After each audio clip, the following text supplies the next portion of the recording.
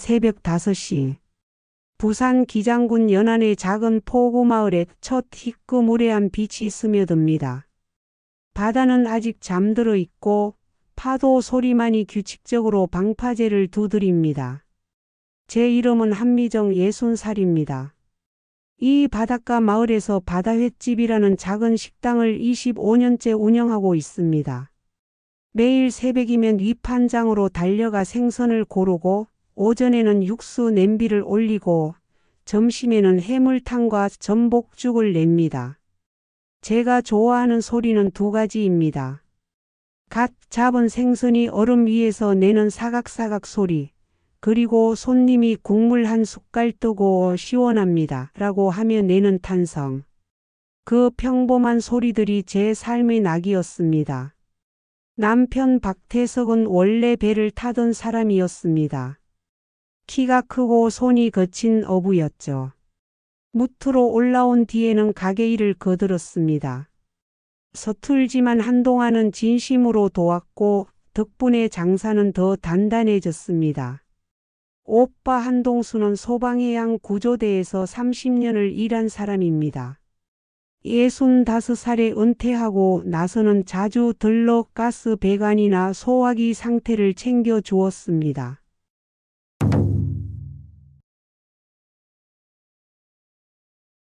2024년 11월 15일 새벽 5시. 알람이 울리기 전에 눈이 떠졌습니다. 창문을 열면 검푸른 물결이 용수철처럼 일어나고 서쪽 하늘 끝자락에 잿빛 비구름이 달라붙어 있었습니다. 오늘은 물건이 어떨까? 저는 혼잣말을 하고 점퍼를 걸쳤습니다. 위판장은 차로 10분 거리.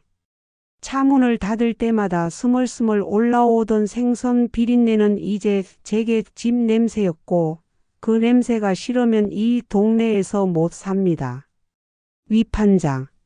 새벽 6시의 풍경은 언제나 같습니다. 형광등이 차갑게 밝히는 넓은 홀, 얼음 위에 반듯하게 누운 물고기들, 경매사의 빠른 구성. 고무장화 신은 상인들이 서둘러 다니며 물고기를 고릅니다. 그날도 저는 생선의 눈을 먼저 봤습니다. 탁하면 오래된 것, 유리알처럼 맑으면 당일. 아가미를 젖혀 선홍색을 확인하고 손등으로 배를 눌러 탄력을 본 뒤 주문했습니다. 우럭 10상자, 도미 5상자. 장부의 날짜와 중량, 금액을 적은 다음 얼음을 두껍게 덮어 트럭에 실었습니다. 가게에 돌아와 주방 불을 켜자 뒤에서 남편의 목소리가 들렸습니다. 일찍 나왔네. 박태석이 말했습니다. 오늘 물건이 좋아. 제가 대답했습니다. 대답을 하면서도 저는 그의 손에 들린 휴대폰 화면이 제 쪽에서 안 보이게 기울어져 있는 걸 보았습니다. 그 순간은 별것 아니었습니다. 수상하다는 느낌은 어쩐지 스쳤다 사라졌습니다. 오전 11시. 점심 준비 시간입니다. 저는 큰 가마솥에 물을 끓이고 다시마를 넣습니다. 해물탕의 기본은 육수입니다. 다시마를 우려낸 뒤 멸치를 넣고 30분 더 끓입니다. 그 다음에야 조개와 새우, 오징어를 넣습니다. 점심시간. 파도처럼 손님이 밀려들 때 저는 국물을 3번 맛봅니다. 끓을수록 짜지니 중간마다 물과 채소를 보충하고 마지막 한 국자에서 다시마를 빼 희미한 단맛만 남깁니다. 사장님, 해물탕 하나요? 손님이 말했습니다. 네, 금방 나갑니다. 제가 대답했습니다. 그렇게 바쁜 시간을 지나 오후 3시가 되어 조용해지면 계산대를 정리합니다. 그날 장부를 덮으려다 저는 멈칫했습니다. 현금 매출이 이상하게 줄어 있었습니다. 카드 매출은 지난주와 비슷한데 현금만 구멍처럼 빠져 있었습니다. 이상하네. 그 말이 입 밖으로 새어 나올 때 화장실에서 나온 남편이 아무렇지 않게 물었습니다. 뭐가? 박태석이 물었습니다. 아니야. 저는 장부를 덮었습니다. 마음속 작은 가시 하나가 그때 살짝 박혔습니다.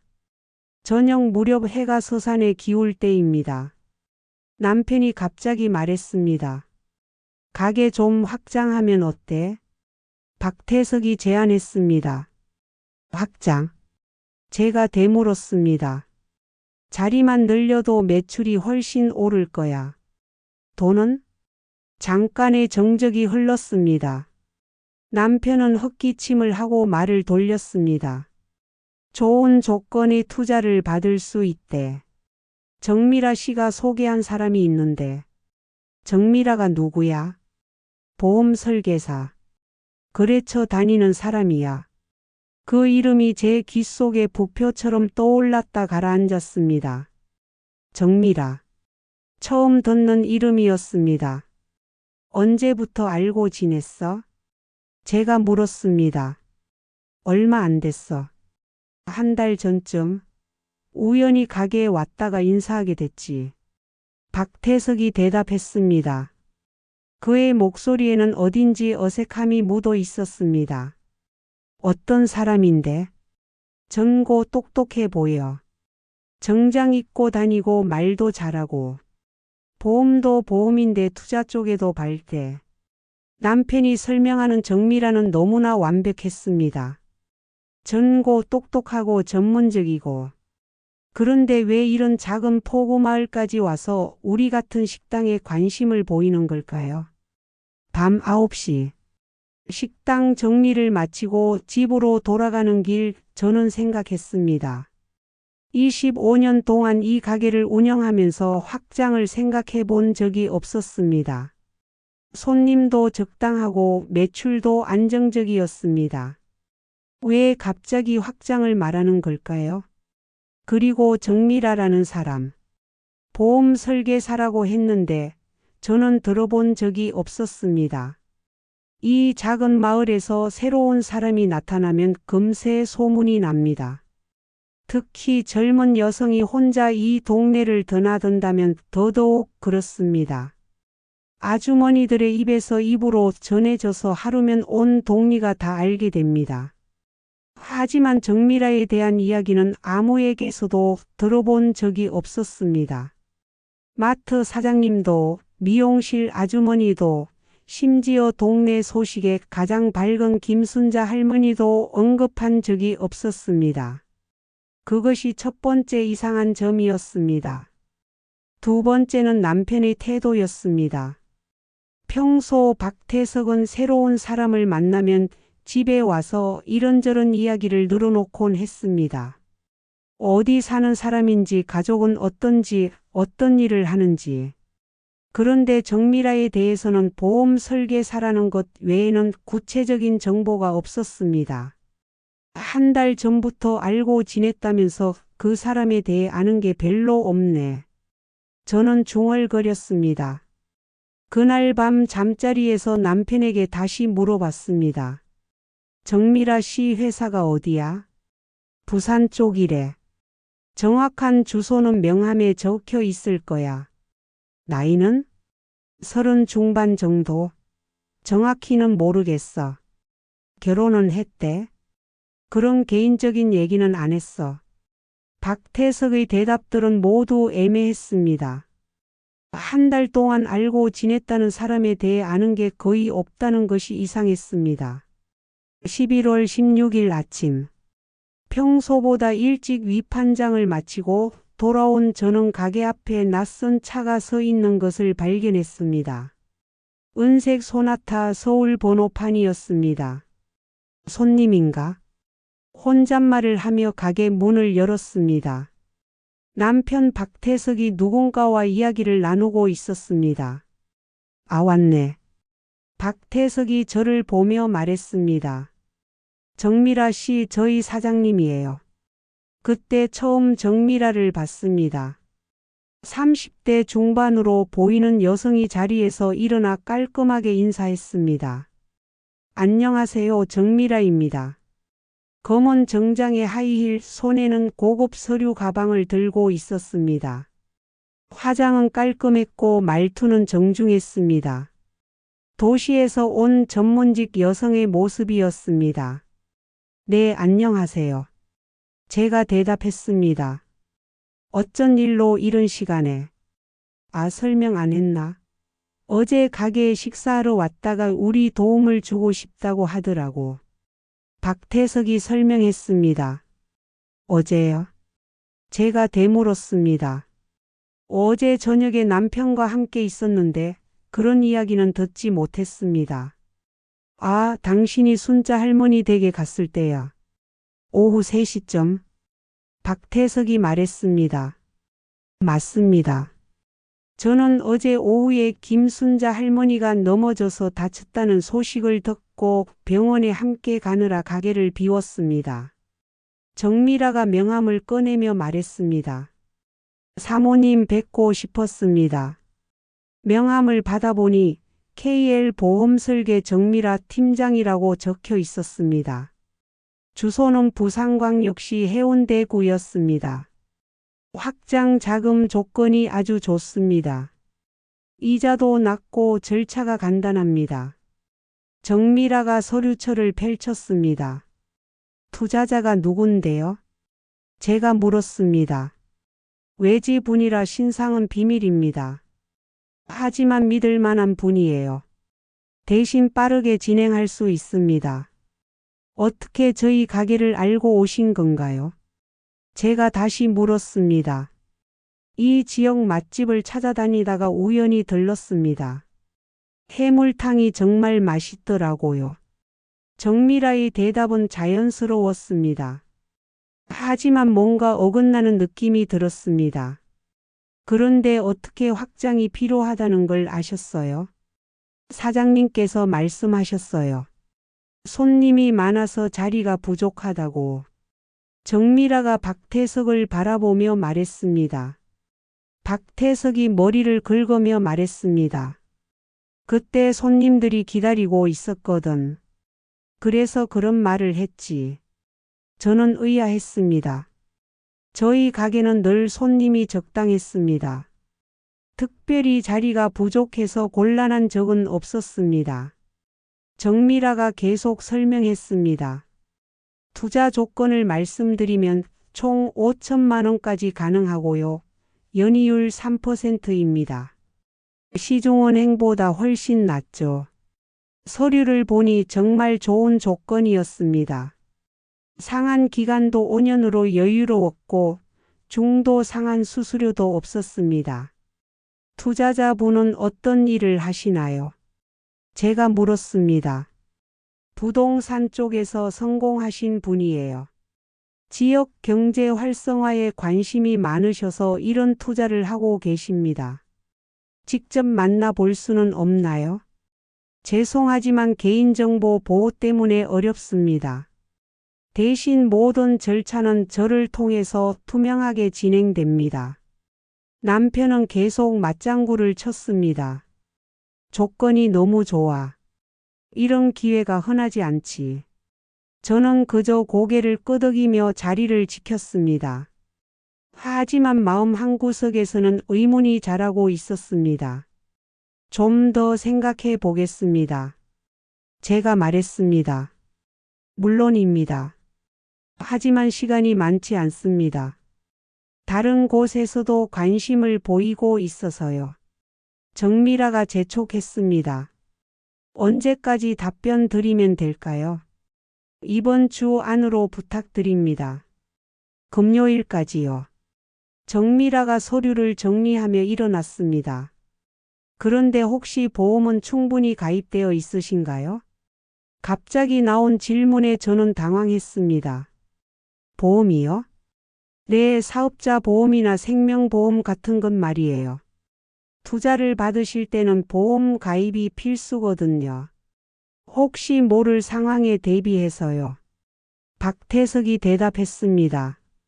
화재 보험 정도만 들어있어. 생명보험은 없고. 그럼 투자와 함께 보험도 정리해 드릴 겸. 일석이조죠. 정미라가 미소 지으며 말했습니다. 그녀가 떠난 후 저는 남편에게 물었습니다. 어제 정말 그 사람이 왔어? 응, 늦은 점심 먹으러 왔더라고. 해물탕 시켜서 혼자 먹는데 맛있다고 칭찬하더라. 혼자 와서 해물탕을 시켰다고? 왜? 해물탕은 보통 2인분부터 주문받는데. 박태석이 잠시 멈칫했습니다. 아, 그때 다른 반찬도 시켰지. 전복죽이랑. 전복죽도? 저는 더욱 이상했습니다. 해물탕과 전복죽을 혼자서 다 먹기에는 양이 너무 많았습니다. 많이 못 먹었어. 반 정도 남기고 갔지. 돈은 제대로 냈고. 그런데 어떻게 확장 이야기까지 나왔어? 손님이 많아 보인다고 하더라고. 그래서 평소에 자리가 부족하다는 얘기를 했지. 어제 오후 3시면 손님이 별로 없을 시간인데. 아, 그때 마침 단체 손님이 왔었어. 낚시 온 사람들. 박태석의 설명은 계속 이어졌지만 뭔가 앞뒤가 맞지 않는 느낌이었습니다. 그날 저녁 저는 순자 할머니에게 전화했습니다. 할머니, 어제 병원에서 돌아올 때 우리 가게 앞에 낯선 차 없었어요? 글쎄 잘 모르겠네. 차까지 신경 쓸 겨를이 없었지. 은색 승용차 말이에요. 아, 그거? 있었던 것 같기도 하고. 확실하지 않네. 전화를 끊고 나서도 의문은 풀리지 않았습니다. 그날 밤 설거지를 마치고 저는 서랍에서 카드 명세서를 꺼내 봤습니다. 현금 매출 감소의 원인을 찾기 위해서였습니다. 그런데 이상한 것을 발견했습니다. 현금 서비스 내역이 있었습니다. 몇 건이 아니라 여러 건이었습니다. 금액도 가볍지 않았습니다. 50만 원씩 10번 총 500만 원이 현금으로 빠져나가 있었습니다. 날짜는 지난 2달에 걸쳐 있었습니다. 언제부터였지? 심장이 작은 북처럼 두드렸습니다. 다음 날 남편이 일찍 나가자 저는 조용히 그의 책상 서랍을 열어보았습니다. 제 이름이 선명한 보험 증권이 있었습니다. 사망보험금 10억 원 수익자 배우자 최근 특약증에 제 서명은 어딘지 어색했습니다. 제 글씨와 비슷하지만 미묘하게 달랐습니다. 곧장 보험사에 전화했습니다. 상담원의 목소리는 건조했고 제 말은 단호했습니다. 가입 증액 날짜를 알려주세요. 3달 전 10월 15일입니다. 상담원이 대답했습니다. 수익자는요? 배우자 단독입니다. 제가 직접 가입한 건가요? 서류상으로는 본인 가입으로 되어 있습니다. 서명도 확인되고요. 통화를 끊고 의자에 앉아 작은 소금 결정을 삼킨 듯 목이 아렸습니다. 10월 15일. 그날을 기억해 보려 했습니다. 3개월 전이니까. 맞습니다. 그때 저는 감기가 심해서 며칠 병원에 다닌 적이 있었습니다. 그 사이에 박태석이 보험 서류를 처리했다고 말했던 기억이 났습니다. 건강보험 환급 관련 서류라고 했었는데 저는 제가 보험에 가입한 기억이 없었습니다. 특히 10억 원짜리 사망보험은 더욱 그랬습니다. 그런데 제 서명이 있다니. 서명을 자세히 보니 제 글씨와 비슷하지만 미묘하게 달랐습니다. 오후에 오빠에게 전화했습니다. 가입한 기억이 없는 보험이 있어. 10억 원짜리. 10억? 그럼 위조겠네. 조심해. 그리고 현금 서비스도 500만 원이나 빠져나갔어. 태석이가 뭔가 숨기고 있는 것 같은데. 한번 확인해봐. 그날 저녁 바람 예보가 떴습니다. 해안에 폭풍주의보가 내려졌습니다. 남편은 말없이 날씨 앱을 들여다보았습니다. 내일 바람 센가 봐. 박태석이 말했습니다. 응. 제가 대답했습니다. 정미라 씨 답은 언제 할 거야? 아직 생각 중이야. 너무 늦으면 기회를 놓칠 수도 있어. 뭐가 그렇게 급해? 좋은 조건이잖아. 이런 기회가 흔하지 않다고. 박태석의 목소리에는 조급함이 묻어 있었습니다. 밤 9시 반 그는 집을 나서며 말했습니다. 잠깐 나갔다 올게. 어디? 아는 사람 만나러. 누구? 박태석이 머뭇거렸습니다. 그냥. 친구. 이 시간에 친구를 왜 만나? 급한 일이 있대. 제가 일어나며 말했습니다. 같이 갈게. 아냐. 금방 올 거야. 무슨 일인데 혼자 가려고 해? 박태석이 한숨을 쉬었습니다. 사실은 빚 때문에 만나는 사람이야. 빚? 카드 빚이 좀 있어서 정리해야 할 일이 있어. 카드 빚이 얼마나 돼? 많이. 2천만 원 정도. 2천만 원? 저는 깜짝 놀랐습니다. 그렇게 큰 빚이 있다는 걸 몰랐습니다. 언제부터? 작년부터 조금씩. 가게 운영하면서 필요한 자금을 카드로 돌려막기 했는데 박태석의 목소리가 작아졌습니다. 그래서 투자가 필요한 거야? 그것도 있고 진짜로 확장하면 좋을 것 같기도 하고. 그는 잠시 망설이다가 말했습니다. 사실 같이 가줬으면 좋겠어. 혼자 가기가 좀 그래서. 같이? 응. 채권자가 좀 까다로운 사람이라. 부부가 함께 와서 성의를 보이라고 하더라고. 그 말이 이상하다고 느끼면서도 저는 자켓을 걸쳤습니다. 바람이 유리창을 긁었습니다. 저는 더 이상 묻지 않았습니다. 하지만 마음속에서는 퍼즐 조각들이 맞춰지고 있었습니다. 현금 서비스 500만 원, 카드빚 2천만 원, 10억 원 보험, 그리고 정미라. 밤 10시. 차는 해안도로를 따라 달렸습니다. 비가 내리기 시작했고 바람이 점점 세어졌습니다. 채권자가 어디서 만나자고 했어? 제가 물었습니다. 해안 전망대. 왜 하필 그런 곳에서? 조용한 곳에서 이야기하자고 하더라고. 박태석의 대답은 단조로웠습니다. 핸들을 잡은 그의 손에 힘이 들어가 있었습니다. 해안 절벽 전망대에 도착했습니다. 평소에는 관광객들이 찾는 곳이지만 이 시간에는 아무도 없었습니다. 검은 바다가 외눈처럼 출렁였고 파도 소리가 절벽에 부딪혀 메아리 쳤습니다. 사람이 없네. 제가 말했습니다. 조금만 기다려봐. 박태석이 시계를 보며 말했습니다. 차 시동을 끄고 기다렸습니다.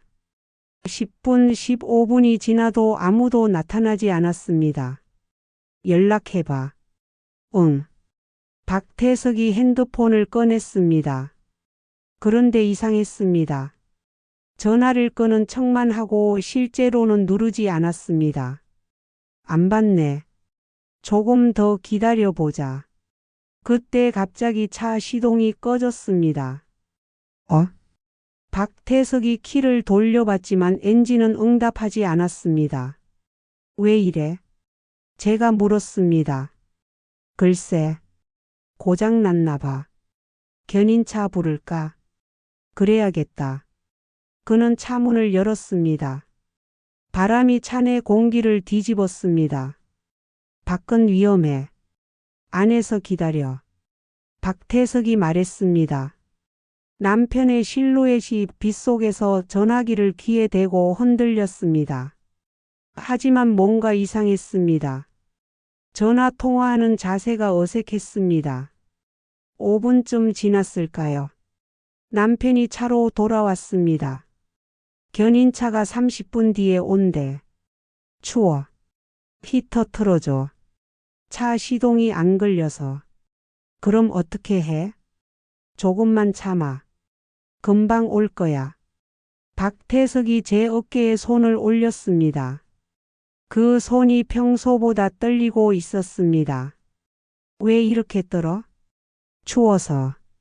그런데 그 순간 제 목 뒤에서 차가운 것이 느껴졌습니다. 뭐야? 그 순간부터 기억은 갈라진 유리처럼 깨졌습니다. 창 바깥의 빗줄기, 잠깐의 정적, 눈꺼풀에 내려앉은 무거운 어둠. 의식을 되찾았을 때 차가운 돌바닥이 등을 찔렀습니다. 소공기와 습기, 그리고 파도 소리가 귓속을 채웠습니다. 동굴이었습니다. 자연이 만든 해식 동굴. 바닷물이 오랜 세월에 걸쳐 바위를 깎아 만든 공간이었습니다. 천장은 높고 바닥은 고르지 않았습니다. 어둠 속에서도 입구 쪽으로 희미한 빛이 들어왔습니다. 여보. 저는 소리쳤습니다. 대답은 파도에 삼켜졌습니다. 몸을 일으켜 보니 팔꿈치와 무릎에서 피가 났습니다. 손가락에는 자갈이 박혀 있었고 머리가 지끈거렸습니다. 목 뒤쪽이 특히 아팠습니다. 주위를 둘러봤습니다. 입구 가까이에 두꺼운 로프가 바위에 단단히 묶여 있었습니다. 매듭을 자세히 보니 어부들이 쓰는 전문적인 매듭이었습니다. 박태석이 배를 탈 때 늘 쓰던 그 매듭이었습니다. 바닥을 살펴보니 운동화 발자국이 여러 개 남아 있었습니다. 크기를 대략 재어보니 270mm 정도. 박태석의 신발 사이즈였습니다. 시계를 보니 밤 11시 30분. 1시간 반 정도 의식을 잃고 있었던 것 같습니다. 그때 발끝에 차가운 것이 느껴졌습니다. 바닷물이었습니다. 밀물이 시작된 것입니다. 이대로 있으면 죽어. 저는 재빨리 동굴 안을 살펴봤습니다. 입구는 하나뿐이었고 물이 들어오는 속도가 빨랐습니다. 물이 발목까지 차올랐습니다. 10분 만에 무릎까지 올라왔습니다. 동굴 구석에서 낡은 어망과 부표를 발견했습니다. 어부들이 버리고 간 것 같았습니다. 이걸 써야겠어. 저는 부표 줄을 어깨와 겨드랑이에 감고 어망 일부를 허리에 묶었습니다. 임시 구명조끼를 만든 것입니다. 물이 허리까지 차올랐을 때 큰 파도가 동굴 안으로 들이쳤습니다. 숨이 막혔지만 이게 기회라는 것을 알았습니다. 지금이야. 파도의 힘을 타고 몸을 던졌습니다. 바닷물은 얼음 같았고 호흡이 턱턱 막혔습니다. 하지만 부표 덕분에 가라앉지는 않았습니다. 방파제까지의 거리는 100m 정도. 평소 같았다면 쉬운 거리지만 파도가 거세서 쉽지 않았습니다. 한 번씩 파도가 머리 위로 넘어갈 때마다 바닷물을 마셨습니다. 짠맛이 목구멍을 태웠습니다. 포기하면 안 돼. 저는 계속 팔을 저었습니다. 부표와 어망이 떠있게 해주었지만 앞으로 나아가는 것은 제 몫이었습니다. 15분쯤 지났을까요? 손가락 끝이 딱딱한 콘크리트에 닿았습니다. 방파제였습니다. 살았다. 하지만 방파제에 올라가는 것도 쉽지 않았습니다. 파도가 계속 저를 아래로 끌어내렸습니다. 손바닥이 콘크리트에 긁히며 피가 났지만 악착같이 매달렸습니다. 몇 번의 시도 끝에 드디어 방파제 위에 올라섰습니다. 온몸이 떨렸지만 살아있다는 것이 믿어지지 않았습니다. 어민 휴게소가 50m 앞에 보였습니다. 비틀거리며 걸어가니 다행히 문이 잠겨있지 않았습니다. 이 동네 사람들은 문을 잠그지 않는 경우가 많았습니다. 휴게소 안에는 마른 수건과 여분 옷가지가 있었습니다. 젖은 옷을 벗고 몸을 닦았습니다. 거울을 보니 얼굴에 멍이 들어있고 팔목에는 밧줄에 묶인 것 같은 자국이 선명했습니다. 시계는 새벽 1시를 가리키고 있었습니다. 휴게소에서 30분 정도 몸을 따뜻하게 한 후 저는 식당으로 향했습니다. 비상 열쇠로 들어가서 다시 한번 깨끗이 씻었습니다. 상처를 소독하고 마른 옷으로 갈아입었습니다. 거울 속 제 모습은 처참했지만 살아있다는 것이 기적 같았습니다. 그때 핸드폰을 켰습니다. 부재중 전화와 문자가 줄줄이 들어와 있었습니다. 모두 박태석에게서였습니다. 미정아, 어디 있어? 빨리 연락해. 걱정돼 미치겠어. 연락 좀 해. 저는 답하지 않았습니다. 대신 TV를 켰습니다. 아침 6시 뉴스가 나오고 있었습니다. 기장군 해안에서 60대 여성이 실종됐습니다. 실종자는 한미정 씨로 어젯밤 남편과 함께 외출한 후 연락이 끊어졌습니다. 화면에 제 사진이 나왔습니다. 제공자는 박태석이었습니다. 남편 박태석 씨는 차량 고장으로 견인차를 기다리던 중 아내가 사라졌다고 신고했습니다. 경찰과 해경이 수색에 나섰습니다. 저는 리모컨을 움켜쥐었습니다. 박태석이 이미 실종 신고를 했다니. 그것도 제가 살아 돌아오기도 전에. 그제야 오빠의 말이 바다 소금처럼 혀끝에 올랐습니다. 바다는 착한 척하면서도 한순간에 뒤집는다. 그리고 어떤 사람의 마음도 그럴 수 있다는 것을 저는 이제 확신했습니다. 박태석이 저를 죽이려 했다는 것을. 새벽 6시. 박태석이 허둥지둥 문을 열고 들어왔습니다. 얼굴은 창백했고 옷은 흠뻑 젖어 있었습니다. 미정아, 여기 있었어? 그가 헐떡이며 말했습니다. 어디 갔다 온 거야? 밤새 찾아 헤맸어. 동굴에서 깨어났어. 제가 차분히 대답했습니다. 그의 얼굴 근육이 굳었습니다. 놀란 것인지 당황한 것인지 알기 어려운 표정이었습니다. 동굴이 왜? 나는 차가 고장나서. 그는 더듬거렸습니다. 그래서 실종 신고를 한 거야? 박태석이 멈칫했습니다. 밤새 연락이 안 돼서. 걱정했거든. 몇 시에 신고했어? 새벽 4시쯤? 정확히는 모르겠어. 제가 살아 돌아온 것을 본 그의 첫 반응은 놀람도 기쁨도 아니었습니다. 당황이었습니다. 차는 어떻게 됐어? 견인차가 가져갔어. 엔진 고장이라고 하더라고. 정비소는 어디로? 김 사장 정비소. 며칠 걸릴 것 같대. 박태석의 대답은 너무 매끄러웠습니다. 미리 준비해 둔 답변 같았습니다. 목에 뭐 났어?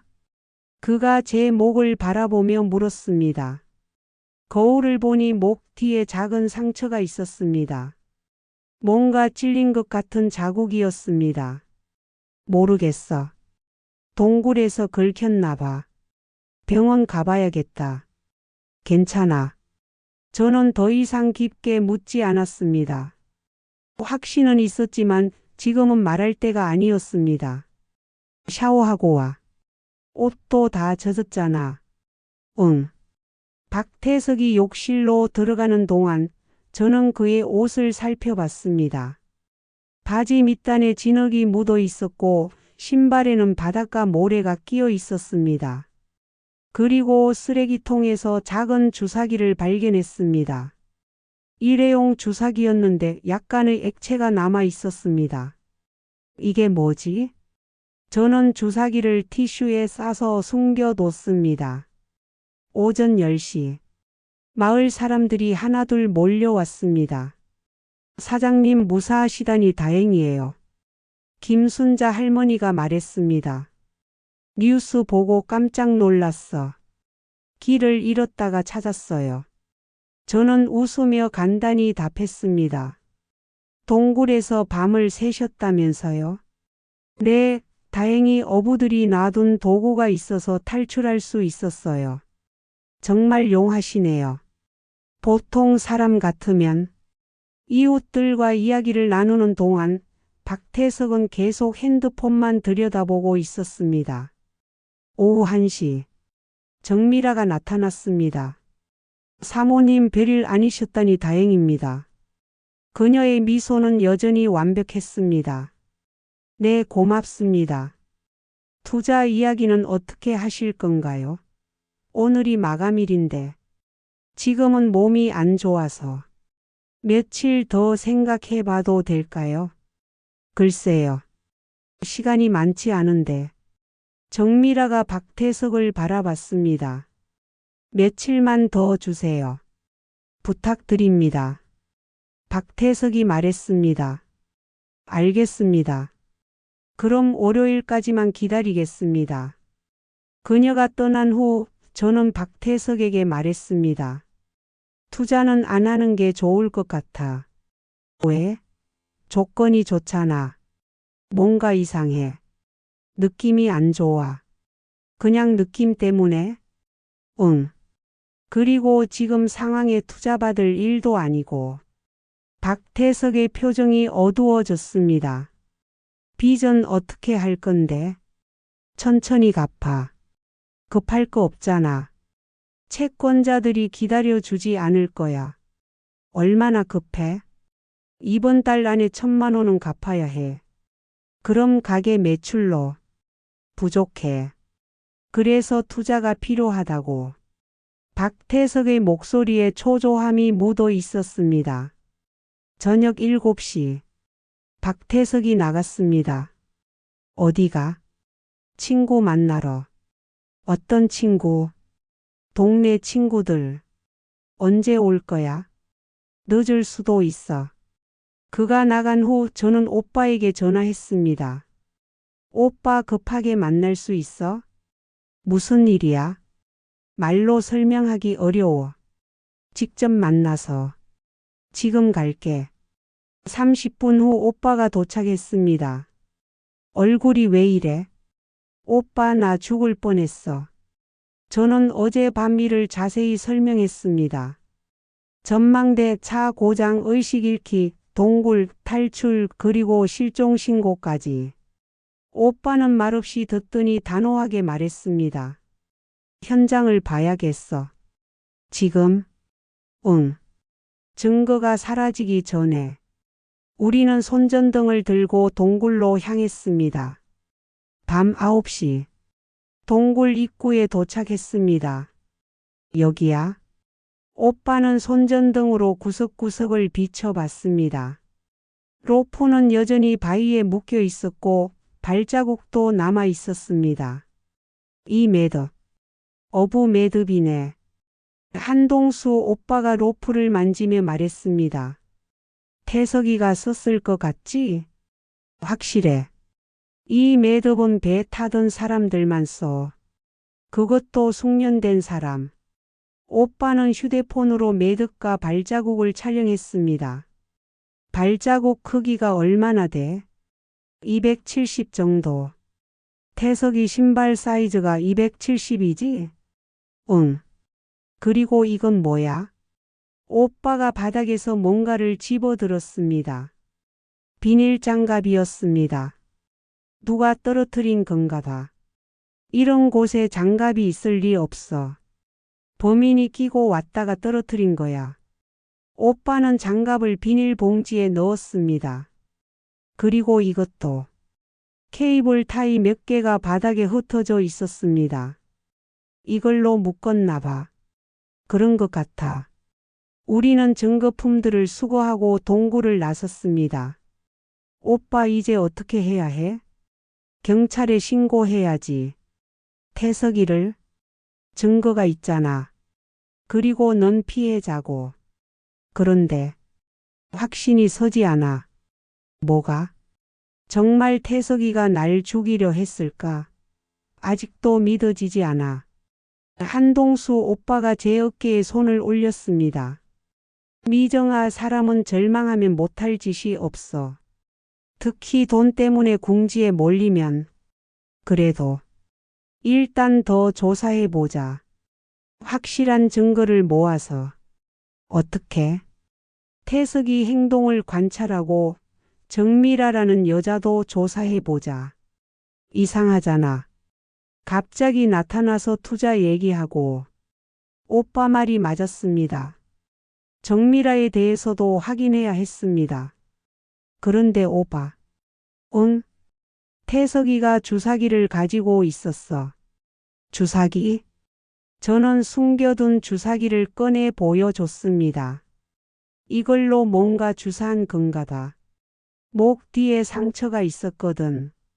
오빠가 주사기를 자세히 봤습니다. 병원에 가서 검사 받아봐.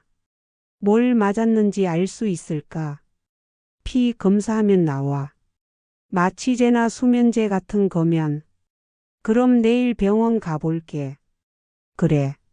그리고 이 주사기도 증거야. 잘 보관해. 집으로 돌아오는 길, 검은 세단이 멀리서 따라오는 것이 보였습니다. 오빠 뒤에 차. 나도 봤어. 신경 쓰지 말고 그냥 가자. 하지만 그 차는 우리 집 근처까지 따라왔습니다. 창문은 짙게 썬팅되어 안이 보이지 않았습니다. 누구일까? 모르겠어. 조심해야겠다. 집에 도착하니 박태석이 이미 와 있었습니다. 어디 갔다 왔어? 산책하고 왔어. 이 밤에 산책을? 답답해서. 박태석은 더 이상 묻지 않았습니다. 하지만 제가 누군가와 함께 있었다는 것을 눈치챈 것 같았습니다. 다음 날 오전 저는 병원에 갔습니다. 어떤 검사를 받고 싶으신가요? 의사가 물었습니다. 피 검사요. 몸에 이상한 약물이 들어갔는지 확인하고 싶어요. 무슨 일이 있으셨나요? 의식을 잃은 적이 있어서요. 의사는 목 뒤에 상처를 확인하고 피를 뽑았습니다. 결과는 내일 나옵니다.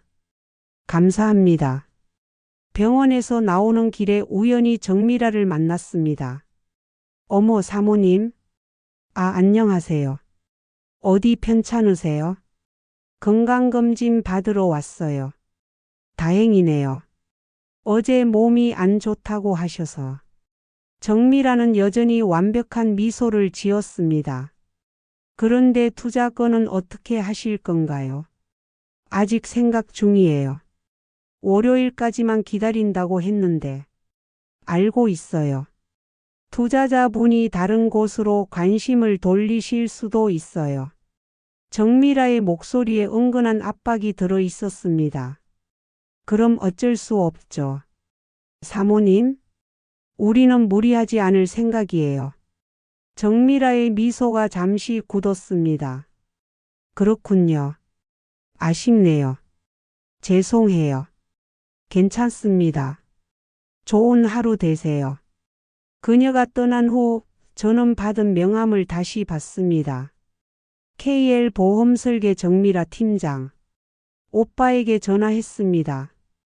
오빠 정미라 회사 확인해 볼 수 있어? KL 보험설계? 알아볼게. 2시간 후 오빠에게서 전화가 왔습니다. 미정아 큰일이야. 왜? KL 보험설계라는 회사가 없어. 없다고? 그리고 정미라라는 설계사도 보험협회에 등록이 안 돼 있어. 그럼 가짜? 확실해. 그 여자가 뭔가 꾸미고 있는 거야. 제 등에 차가운 땀이 흘렀습니다. 오빠 그럼 정미라가 뭘 노리는 건가? 모르겠어. 더 조사해 봐야겠어. 그날 오후 저는 컴퓨터 브라우저 기록을 확인했습니다. 혹시 박태석이 뭔가 검색한 기록이 있을까 해서였습니다. 검색 기록을 보고 깜짝 놀랐습니다. 해상 사고 보험금 지급, 실종자 수색 포기, 사고사 위장 방법, 보험금 청구 절차. 이런 검색들이 지난 한 달 동안 계속 있었습니다. 저는 스크린샷을 찍어 저장했습니다. 그리고 프린터로 출력해서 별도로 보관했습니다. 서랍에서 보험 서류를 다시 꺼내 봤습니다. 제 서명을 자세히 보니 평소 글씨와 미묘하게 달랐습니다. 미음자의 각도나 이응의 크기가 달랐습니다. 연습해서 흉내낸 거야. 그 순간 소름이 돋았습니다. 박태석이 제 서명을 연습해서 보험 서류에 위조 서명을 했다는 뜻이었습니다. 모든 퍼즐 조각이 맞춰지고 있었습니다. 정미라의 투자 제한, 10억 원 보험 가입, 동굴 사건, 그리고 실종 신고. 저를 죽이고 보험금을 타려는 계획이었습니다. 다음 날 오후 병원에서 전화가 왔습니다. 검사 결과가 나왔습니다. 의사의 목소리였습니다. 어떻게 나왔나요?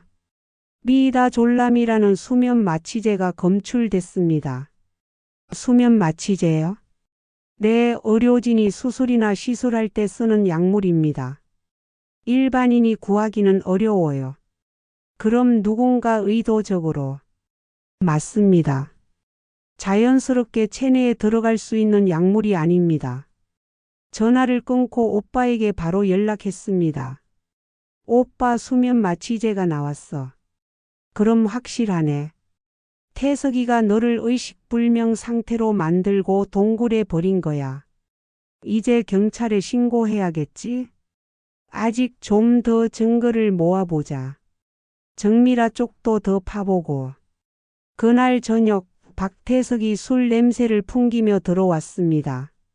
어디 갔다 왔어? 친구들이랑 술 한잔 했어. 요즘 술 자주 마시네. 스트레스가 좀 있어서. 박태석이 소파에 털썩 주저앉았습니다. 미정아. 왜? 투자건 다시 생각해봐. 싫다고 했잖아. 제발 좀.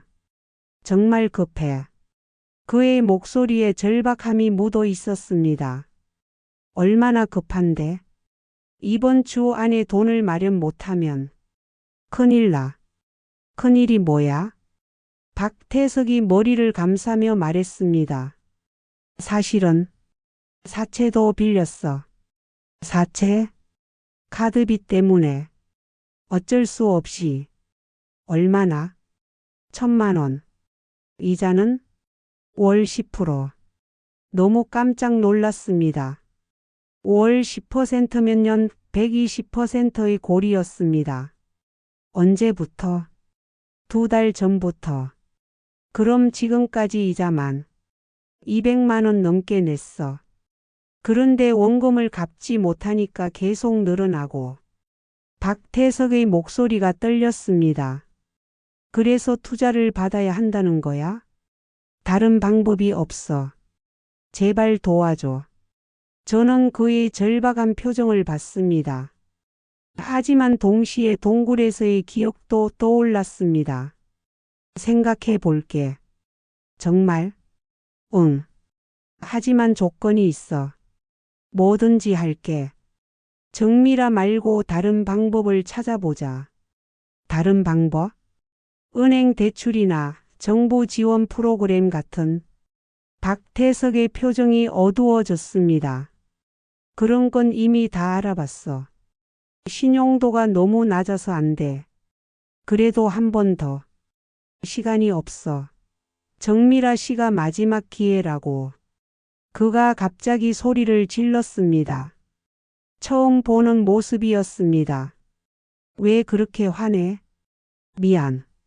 너무 급해서. 박태석이 고개를 숙였습니다.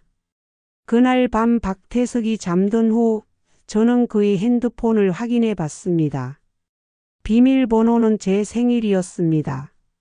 통화 기록을 보니 정미라와의 통화가 여러 번 있었습니다. 문자 내역도 확인했습니다. 내일 만나요. 계획 최종 점검하죠. 보험금 확인됐나요? 10억 맞죠? 실행 날짜는 언제로 할까요? 끝나면 3대7로 나누기로 한 거 맞죠? 제 손이 떨렸습니다. 박태석과 정미라가 구체적으로 계획을 짜고 있었다는 증거였습니다. 더 놀라운 것은 마지막 문자였습니다. 1차 실패. 2차 계획으로 가죠. 가스 사고로. 언제? 이번 주 내로. 더 늦으면 의심받아요. 알겠어요. 준비할게요. 가스 사고. 저를 다시 죽이려는 계획을 세우고 있었습니다. 저는 스크린샷을 찍어 제 핸드폰으로 전송했습니다. 그리고 박태석의 핸드폰은 원래대로 놓아뒀습니다. 다음 날 오전 오빠에게 긴급히 연락했습니다. 오빠 큰일이야. 또 다른 계획을 세우고 있어. 뭔 계획? 가스 사고로 나를 죽이려고 해. 확실해? 문자로 확인했어. 지금 당장 만나자. 30분 후 한동수 오빠가 도착했습니다. 문자 내용 보여줘. 저는 스크린샷을 보여줬습니다. 이건 완전히 계획적 살인이야. 어떻게 해야 해? 지금 당장 경찰서 가자. 그런데 오빠 정미라가 정확히 누군지 알아야 하지 않을까? 그건 경찰이 조사할 거야. 아니야. 우리가 먼저 알아봐야 해. 더 확실한 증거를 잡으려면. 오빠가 생각하더니 말했습니다. 그럼 정미라 뒤를 한번 밟아보자. 어떻게? 차량 번호를 확인하고 어디서 뭘 하는지 알아보는 거야. 오후 2시. 저희는 정미라가 자주 나타나는 우리 가게 근처에서 대기했습니다. 3시쯤 은색 소나타가 나타났습니다. 정미라가 내렸습니다. 저 차야. 저는 번호판을 메모했습니다. 정미라는 가게 앞에서 뭔가를 확인하더니 다시 차에 탔습니다. 따라가 보자. 오빠의 차로 멀찍이 따라갔습니다. 정미라는 시내 한 모텔에 들어갔습니다. 바다뷰 모텔이라는 간판이 있었습니다. 모텔에 사는 건가? 그런 것 같네. 30분 후 정미라가 나왔습니다. 이번에는 다른 옷을 입고 있었습니다. 정장이 아니라 캐주얼한 옷이었습니다. 그녀는 인근 PC방으로 들어갔습니다. PC방에는 왜 가지? 알아보자. 저희도 PC방에 들어갔습니다. 정미라는 구석 자리에서 뭔가를 하고 있었습니다. 멀리서 보니 문서 작업을 하고 있었습니다. 엑셀 같은 프로그램이었습니다. 1시간 후 정미라가 나갔습니다. 저희도 조심스럽게 따라 나왔습니다. 정미라는 이번에 다른 차로 갈아탔습니다. 검은 SUV였습니다. 차를 여러 대 가지고 있나? 아니면 렌트카거나. 검은 SUV를 따라가니 한 아파트 단지에 도착했습니다. 정미라는 지하 주차장으로 들어갔습니다. 여기서 사는 건가? 아니면 누군가를 만나러 온 거거나. 30분 후 정미라가 한 남자와 함께 나왔습니다. 40대 후반으로 보이는 남자였습니다. 누구지? 그들은 근처 커피숍으로 들어갔습니다. 저희도 따라 들어가서 멀리 앉았습니다. 대화 내용은 잘 들리지 않았지만 서류를 주고받는 것이 보였습니다. 계약서 같은 걸 주고받는 것 같네. 그때 정미라가 가방에서 노트북을 꺼냈습니다. 화면을 남자에게 보여주며 뭔가 설명했습니다. 저는 그 화면을 보려고 고개를 빼고 있었는데 갑자기 정미라가 뒤를 돌아봤습니다.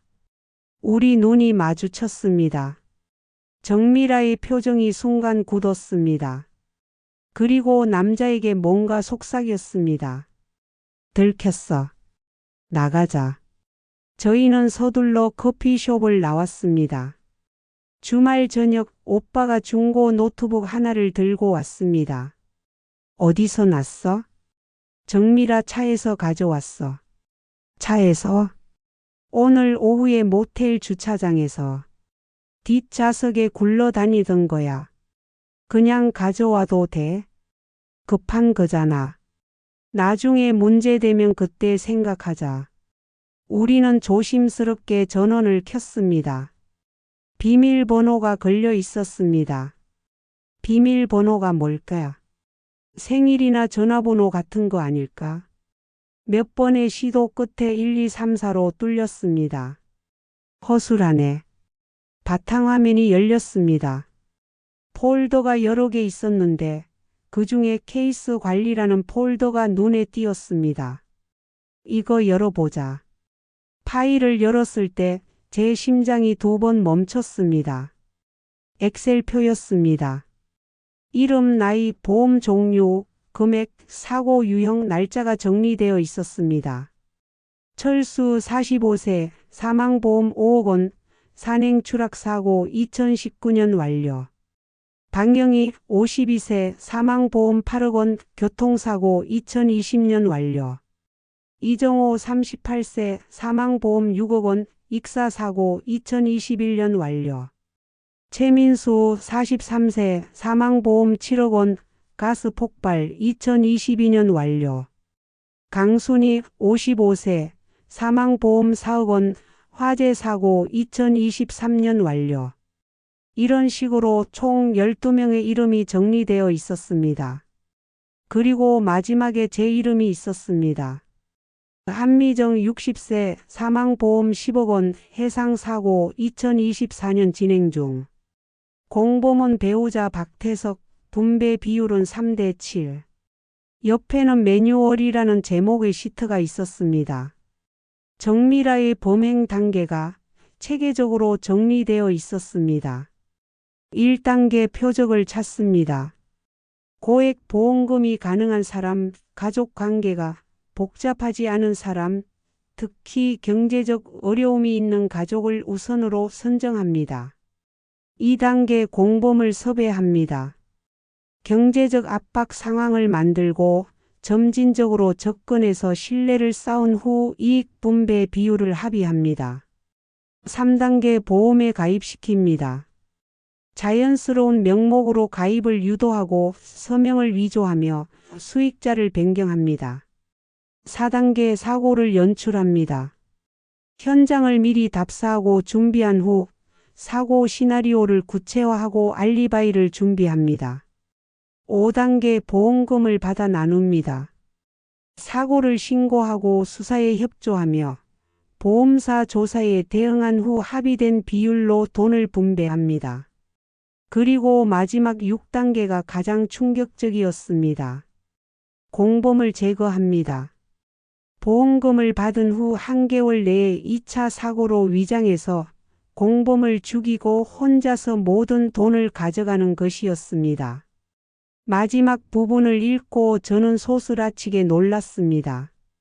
공범 제거.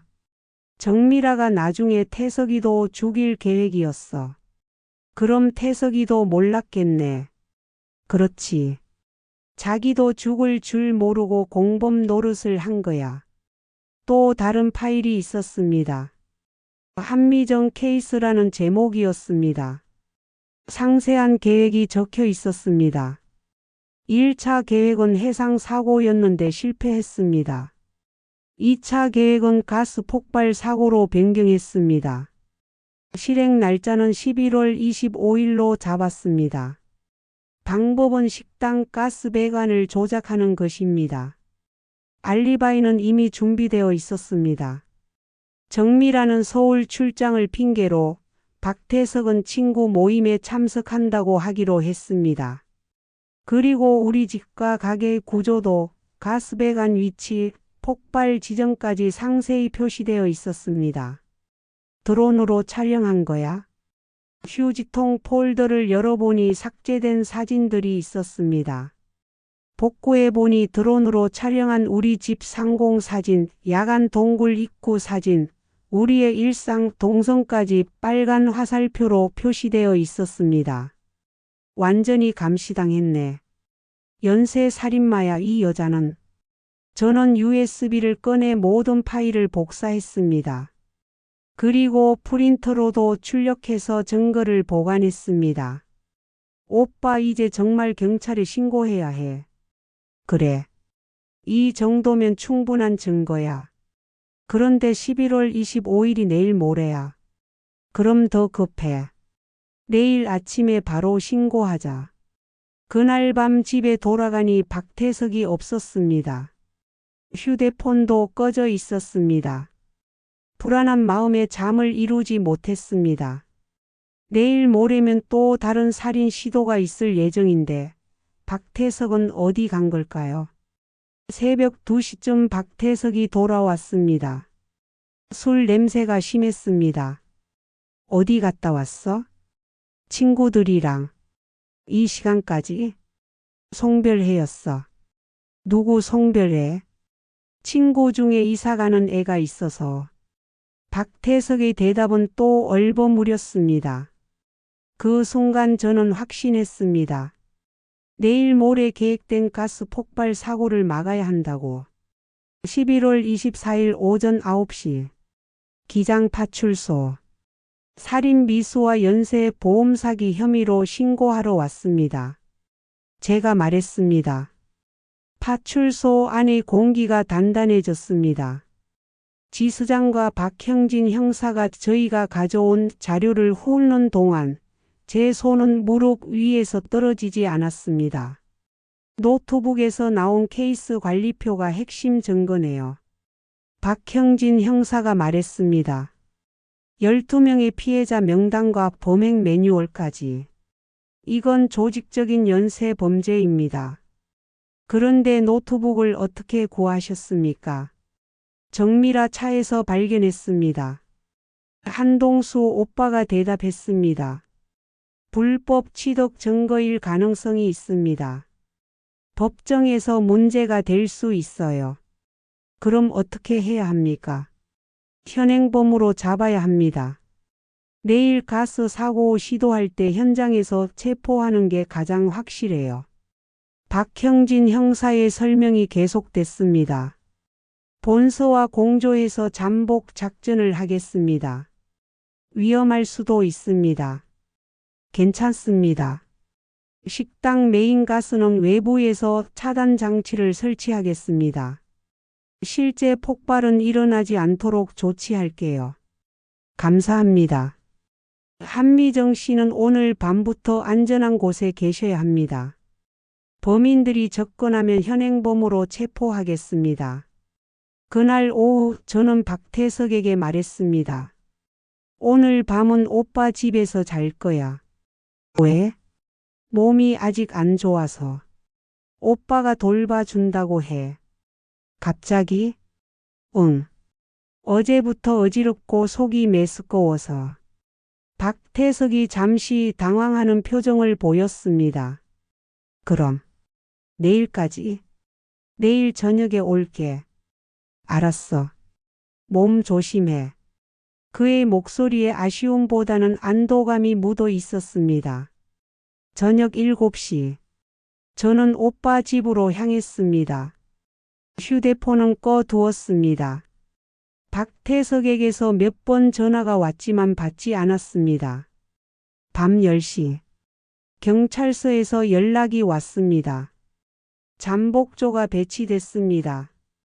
식당 주변에 CCTV도 추가로 설치했고 가스 차단 장치도 원격으로 조작 가능합니다. 감사합니다.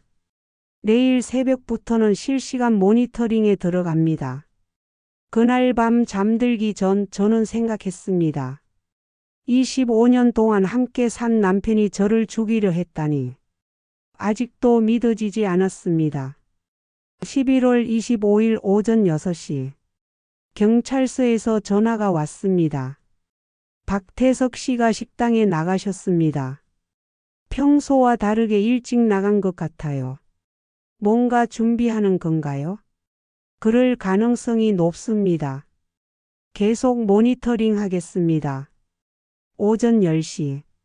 정미라로 추정되는 여성이 식당 근처에 나타났습니다. 검은 SUV를 타고 왔어요. 확실해요? 사진으로 확인했는데 맞는 것 같습니다. 지금 식당 뒤편을 살피고 있어요. 오후 2시. 세 번째 전화. 박태석 씨가 공구를 구입했습니다. 드릴, 가스 배관용 톱, 용접기 등을 샀어요. 그럼 정말 가스 배관을 건드릴 생각이네요. 확실합니다. 오늘 밤 실행할 가능성이 높아 보입니다. 저녁 8시. 마지막 브리핑 전화. 오늘 밤 12시부터 잠복에 들어갑니다. 혹시 박태석 씨에게서 연락 오면 자연스럽게 대답하세요. 알겠습니다. 밤 10시. 박태석에게서 전화가 왔습니다. 미정아, 몸은 좀 어때? 좀 나아졌어. 내일 집에 갈게. 좋아. 푹 쉬어. 응. 너도 일찍 자. 그래. 통화를 끊고 나니 마음이 복잡했습니다. 저를 죽이려는 계획을 세운 남편이 이렇게 자연스럽게 전화할 수 있다니. 11월 25일 심야 11시 50분. 경찰서 상황실에서 모든 것을 지켜보고 있었습니다. CCTV 모니터에 2개의 그림자가 포착됐습니다. 정미라와 박태석이었습니다. 시작됐습니다. 박형진 형사가 말했습니다. 그들은 식당 뒷문으로 조심스럽게 접근했습니다. 박태석이 화분 밑에 숨겨둔 열쇠를 꺼내 문을 열었습니다. 휴대폰 불빛 좀 끄세요. 정미라의 입 모양이 카메라에 잡혔습니다. 박태석이 고개를 끄덕였습니다.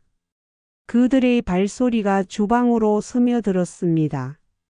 적외선 카메라가 그들의 움직임을 선명하게 포착했습니다. 가스 밸브는 어디죠? 정미라가 물었습니다. 박태석이 앞장서서 주방 뒤편으로 향했습니다. 얼마나 걸려요? 30분 정도? 그럼 집안에 가스가 가득 찰 거예요. 저만은 타이머로 설정할 거예요. 우리가 빠져나간 후에. 정미라가 가방에서 드릴과 공구를 꺼냈습니다. 전문적인 장비였습니다. 이걸로 구멍을 뚫으면 되나요? 네. 작게 뚫어서 가스가 조금씩 새도록. 그때 경찰이 메인 가스 밸브를 원격으로 차단했습니다. 실제로는 가스가 나오지 않지만 범인들은 모르는 상황이었습니다. 정미라가 드릴로 배관에 구멍을 뚫기 시작했습니다. 드릴 소리가 조용한 밤에 요란하게 울렸습니다. 5분 후 배관에 작은 구멍이 뚫렸습니다. 됐어요? 네. 이제 타이머만 설치하면. 바로 그때였습니다. 꼼짝 마십시오. 손 드세요. 사방에서 검은 그림자가 쏟아졌습니다. 경찰 특공대가 동시에 진입했습니다. 헤드램프의 빛이 드릴과 정미라의 손을 동시에 비췄습니다. 무슨 짓이에요? 이건 수리. 정미라가 변명하려 했습니다. 야간 불법 침입과 배관 훼손 미수, 살인 미수 혐의로 체포합니다. 박형진 형사가 수갑을 채우며 말했습니다. 박태석은 얼어붙은 얼굴로 사방을 두리번거렸습니다. 저를 찾는 것 같았습니다. 미정아, 미안해. 그의 말은 수갑 소리에 잘렸습니다. 정미라는 끝까지 발버둥쳤습니다. 이건 오해예요. 저희는 수리업체에서. 수리업체요? 밤 12시에 허가도 없이? 급한 수리였어요. 그럼 이 드릴과 가스 탐지기는 뭡니까? 경찰이 그녀의 가방에서 각종 공구와 함께 가스 탐지기까지 발견했습니다. 그건 안전을 위해서. 안전을 위해 가스 배관에 구멍을 뚫으셨다고요? 정미라는 더 이상 변명하지 못했습니다. 정미라 씨, 박태석 씨 살인 미수와 재산상 이득을 위한 방화 미수 혐의로 체포합니다. 묵비권을 행사할 권리가 있으며 미란다 원칙을 고지하는 경찰관의 목소리가 조용한 방 공기를 가득 채웠습니다. 상황실에 있던 저는 모니터를 보며 눈물을 흘렸습니다. 안도감과 배신감이 동시에 밀려왔습니다. 끝났습니다. 박형진 형사가 제 어깨에 손을 올렸습니다. 이제 정말 끝난 건가요? 네. 현행범으로 체포했으니 법정에서 유죄 판결받을 가능성이 높습니다. 감사합니다. 새벽 1시. 체포 현장에서 추가 증거들이 나왔습니다. 정미라의 차에서는 화재 점화용 타이머 장치와 추가 공구들이 발견됐습니다. 박태석의 휴대폰에서는 정미라와 주고받은 상세한 계획 문자들이 나왔습니다. 모든 것이 치밀하게 계획된 범행이었습니다. 새벽 3시. 첫 번째 조사가 시작됐습니다. 박태석은 비교적 빨리 자백했습니다. 정미라가 먼저 접근했어요. 제 빚을 어떻게 알았는지. 투자 이야기로 시작해서 보험 이야기로 넘어갔죠. 언제부터 살인 계획을 알았습니까? 한 달 전쯤요. 정미라가 사고 계획을 얘기했을 때. 처음엔 거절했지만 빚 때문에 어쩔 수 없었어요. 부인을 정말 죽일 생각이었습니까? 박태석이 고개를 떨구며 말했습니다. 그때는 정신이 없었어요. 빚에 쪼들려서 제대로 생각할 수가 없었어요. 정미라는 끝까지 부인했습니다. 저는 몰라요. 박태석이 혼자 꾸민 일이에요. 그럼 노트북의 케이스 관리표는 뭡니까? 그건 제 것이 아니에요. 누군가 조작한 거예요. 12명의 피해자와 상세한 범행 매뉴얼까지 조작했다는 말입니까? 모르겠어요. 저는 정말 모르겠어요. 하지만 현장 체포 영상, 노트북의 케이스 관리표, 삭제 복구된 사진들, 박태석 컴퓨터의 검색 기록, 동굴의 로프 매듭과 발자국, 장갑과 케이블 타일. 모든 조각들이 하나의 완전한 그림을 만들었습니다. 그 그림 속에서 정미라는 12명을 죽인 연쇄 살인범이었고 박태석은 돈에 눈이 멀어 아내를 배신한 공범이었습니다. 체포 다음 날 조사가 시작됐습니다. 박태석은 빠르게 자백했습니다. 정미라가 3개월 전부터 접근해 투자 이야기로 시작했다가 점차 보험 사기 계획으로 유도했다는 것입니다. 3대 7로 나누기로 했습니다. 제가 3, 정미라가 7. 처음에는 정말 사고처럼 보이게 하려고. 직접 죽일 생각은 없었어요. 하지만 노트북의 공범 제거 계획을 보고는 충격을 받았습니다. 자신도 보험금을 받은 후 제거될 예정이었다는 사실을 그때서야 알게 된 것입니다. 정미라는 끝까지 부인했습니다. 저는 몰라요. 노트북도 누군가 조작한 거예요. 박태석이 가스 누출 확인을 도와달라고 해서. 하지만 추가 수사에서 충격적인 사실이 드러났습니다. 정미라의 진짜 이름은 최정미였고 노트북의 12명 피해자 중 7명이 실제로 의문의 사고로 사망했으며 모두 고액 보험금이 지급됐습니다. 2025년 2월 28일 부산지방법원에서 판결이 내려졌습니다. 피고인 최정미에게 징역 30년을 선고합니다. 피고인 박태석에게 징역 12년을 선고합니다. 재판부는 계획적이고 조직적인 연쇄 범죄라며 생명을 돈으로만 여긴 극악한 범행이라고 판단 이유를 밝혔습니다. 보험사는 범죄를 이유로 보험금 지급을 거부했지만 치료비와 손해배상 일부는 지급됐습니다. 2025년 3월 저는 새로운 출발을 준비했습니다. 가게 간판을 2번째 항해로 바꿨습니다. 가스 배관을 전면 교체하고 안전 설비를 강화했습니다. 이제 뭐가 와도 준비됐지. 한동수 오빠가 미소 지으며 말했습니다. 재오픈 날 마을 사람들이 몰려왔습니다. 저는 계산대 옆에 안전교육 무료 상담 팻말을 세웠습니다. 한 달에 한 번 소방서와 협력해 화재 대피, 응급처치, 가스 점검 교육을 시작했습니다. 사장님 덕분에 동리가 든든해졌어요. 어느 날 교도소에서 박태석의 편지가 왔습니다. 저는 읽지 않고 쓰레기통에 넣었습니다. 이미 끝난 일이야. 봄에는 가게 앞에 수선화를 심었습니다. 작은 의자에 앉아 바다를 보면 파란 면이 넓고 하얀 선이 부드럽습니다. 두 번째 항해는 어디까지 갈까요? 정답은 모르지만 천천히 끈질기게 안전하게 가면 됩니다. 정미라 사건으로 다른 피해자 가족들이 찾아왔습니다. 재수사가 시작되고 진실이 하나씩 밝혀지고 있습니다.